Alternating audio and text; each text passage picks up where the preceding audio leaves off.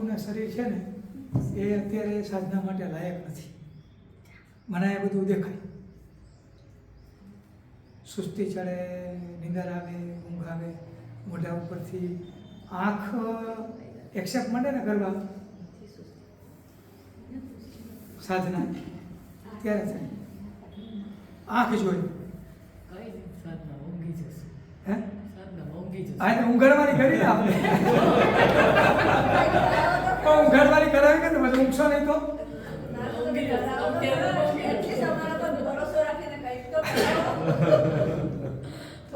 મને તો એમ થાય કે 3 દિવસ જો તમે સુધાર્યો ને તો મોટું કામ થાય.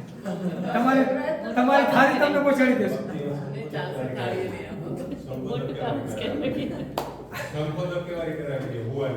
સંકોદકીમાં હુવાનું નથી. સંકોદકીમાં તો તમે પૂર્વના શું હતા એ જાણવા ઊંઘી કરવાનું. સંકોદકી માટે ઊંઘ તો જોઈ ને, ઊંઘ જ નથી આ લોકોની. આ તો હું બોલું તો હું બાકી આ મુદ્દાની વાત કરી. ખરેખર એવું જ છે કે હવે પેલું ભણવાની આદત છૂટી ગઈ છે ને એટલે તમને એમ લાગતું હશે પણ બગાસા 2-3 તો આવી જ જાય. સાંભળવાની ને ભણવાની પેલી હવે પેપર શું થાય કે અમુક વિષયમાં તો હળવાશથી વાત થઈ આવે, બધામાં હળવાશથી નહીં થઈ શકે. તો પછી મને બીજી વખત આગળ સ્ટેપ યાદ નહીં આવે હસાવા જાય તો. 2-3 ને ઊંઘ આવતી હોય, 2-3 સાંભળતા હોય એટલે 1-2 માં જેમાં જાય. મારી સામે તો મારી જેટલી નજર પહોંચતી હોય ને, આ તો હવે થોડું બાંછોડ કરી લીધી. એક આંખ જરાક ઢીલી દેખાય ને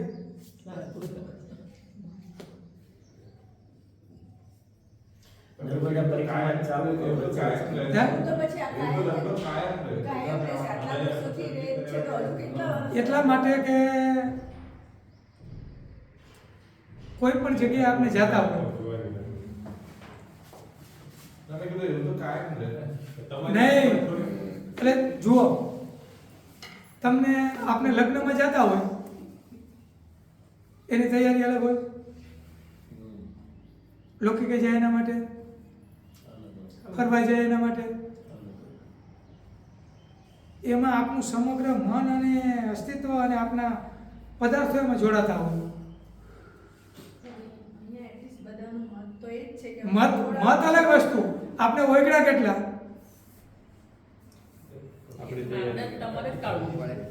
ઓગળવાની વાત બેઝ થી એકદમ ચાલુ કરાવીએ અને જે ઓગળેલા હોય તો એકદમ બેઝ થી કરાવીએ. એમાં કેટલા જઈ શકીએ છે કે નહીં એટલીસ્ટ કારણ કે આ વસ્તુ પહેલા પણ આવું થયું હતું એકવાર. દરેક વખતે પછી આ બધી વસ્તુ નથી થતી. માની લો કે નથી થતું, નથી થયું, પણ તમે બધા તમારા સંપર્કમાં છો જ ને. તમારે વ્યક્તિગતથી આગળ વાત કરવી હોય, મળવું હોય તો થાય. પણ ત્યાં ફોન ઉપર બીજું તો કંઈ નહીં થાય. જુઓ, એકલવ્યને દ્રોણની જરૂર પડી નહોતી એવું કહેવાય છે. શું કામ? તો કે એકલવ્ય દ્રોણમાં ઓગળી ગયો. એટલે એકલવ્યના પોતાના પિંડમાં ગુરુત્વનું પ્રાગટ્ય થયું.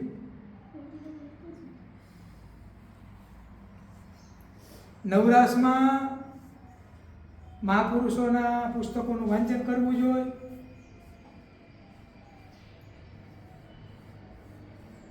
એવા અનુભવી વ્યક્તિ હોય એને મળવું જોઈએ.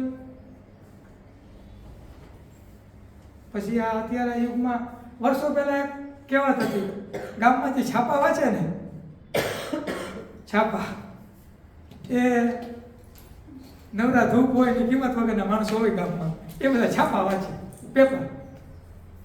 પછી પેપર ચાલતા હતા, ટીવી ચાલુ થયા, લોકો ટીવીમાં જવા માંડ્યા. એટલે એથી ખરાબ મને લેબલ મળી ગયું. અત્યારે ટીવી સારું.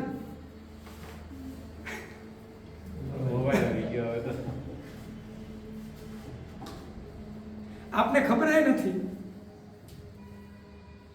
માનવ જાતિને ખબર નથી કે માનવ જાતિ કેટલી નીચે વહી ગઈ. આજ માનવ જાતિ એક અને બીજી વ્યક્તિ સાથે રહી શકે એમ નથી.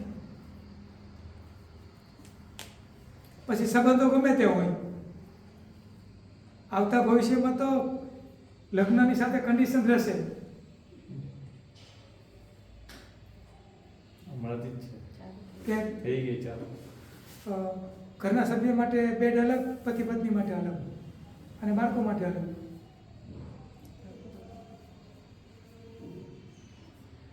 કદાચ બધું ધંધાર્થી જેવું થઈ જશે, લગ્ન જીવન પર ધંધાર્થી થઈ જશે, સંતાનો ધંધાર્થી જેવું થઈ જશે. એટલે મનુષ્ય જીવનને ખતરો તો મનુષ્ય શરીરને ટકાવવા માટે છે,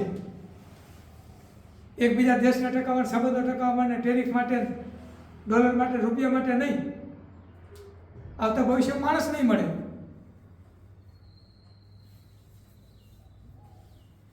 કારણ કે એના માટે આખી એક સંસ્કૃતિ એ બધું હોય. શું તમે પંકજભાઈ કહેતા હતા? આ તો કઈ રીતે ચલાવવાનું કહેતા હતા ને, એટલે હું નર્મદા પરિક્રમાની વાત કરું, વચ્ચે વચ્ચે મૂકતા હતા. હું ગયો છે એવું કરવું, હા પરિક્રમા કરવી. હા હા, પરિક્રમા. હા હે? હા. મારી પરિક્રમા તમને ક્યાં કામ આવશે? પરિક્રમા કામ નહીં આવે. અમને સારવાર તો મળે છે. એમ નહીં. ઘોડો બોલે અશ્વનું સાંભળો. ઊંઘ નહીં આવે. પણ પ્રેક્ટિકલી તો આપણે જે કહીએ છીએ બધામાં વાત પાડો. અમે કહીએ કે આ કામ નહીં. બોલ. આ તો અમે લાયક નથી. તમે નક્કી કરો. આપણે પૂછ્યું કે શું કરવું છે. અમે તો ચાલો પહેલા નવા મેમ્બર હા. એક ઝાંખી આપો. શેની જાણ? અંદર. મને અનુભવ થયો, તમને કામ નહીં આવે. ના, અમને પણ તોય સાંભળવા છે. શું સાંભળે? અમને ના કોઈ ના. એનાથી શ્રદ્ધા તો વધશે ને, કંઈ નહીં. ગાઈડન્સ મળે. પરિક્રમા કરવી જ છે. હા. જતીબેન, એમને નથી થયા. તમે જે કરાવો જે ઉપરથી આવતું હોય કયો. અસલ પરિક્રમા કરવી. આના માટે બધું નવું જ છે એટલે હું કાંઈ વાંધો નહીં. બધા ભાવ પાડું. પરિક્રમા મારે જોઈન કરવી પડશે. એમને નહીં થાય. બરાબર ધ્યાન દેજો બધા, ને ઊંધાઓ થઈ જશે.